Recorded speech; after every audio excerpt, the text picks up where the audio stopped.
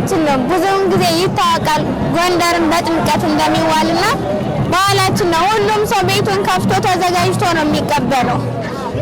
የተለየ ነገር ነው ያለው ጎንደር ላይ ማለት ነው። ጎንደር ያው ቀደም የታወቀች ናት። እንግዳ ለመቀበል ዛሬ ወደ መቀበል ዝግጅቱ እንደምታዩት ነው።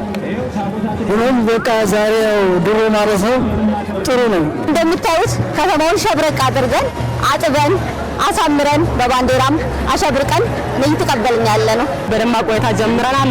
ሂደቱም አሪፍ ነው። እንግዶቹን እኛ ኑና ጠጡ በማለት እንጀምራለን። የጉርሻ ስርዓትም ሰሞኑ ሲካሄድ ነበረ። በዛ መሰረት እንግዶችን በስርዓት እየተቀበልን ነው ብለን ተስፋ እናደርጋለን። እንግዶችን በእኛ ደስተኞች ነን ብለን ተስፋ እናደርጋለን። ኮሪደር መምጣቱ ጥሩ ነገር ነው። ብዙ ነገር የስራ ፈጠራም ፈጥሯል። በዚሁ ከተማችን አምሮባት እንደገና ደግሞ ብዙ ወጣቶችን ወደ ስራ አስገብቷል ኮሪደር ማለት ነው። ስለዚህ ጥሩ ነው። የኮሪደር ልማቱ ብዙ ትሩፋቶችን ነው ይዞ የመጣው። ጎንደር ከዚህ በፊት የነበረው አቋም ብታይ ከተማ አይመስልም ነበር። አሁን ግን ኮሪደር ልማቱ ትክክለኛ የከተሜነት ባህሪን ይዞ የተሰራ ነው። ጥራት ያለው ስራ ነው የተሰራው።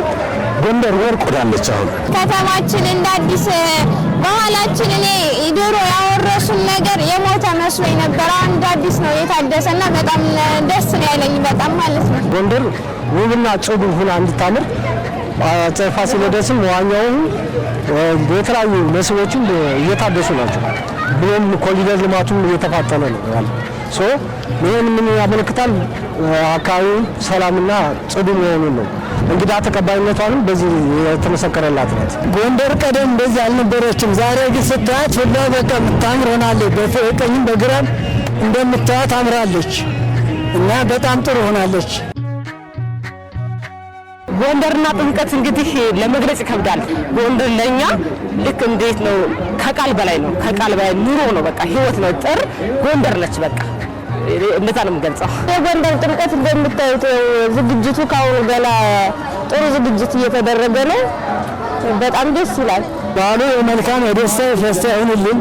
አገሩን ሰላም ያድርግልን። ፍቅርና ሰላም ይስጠን።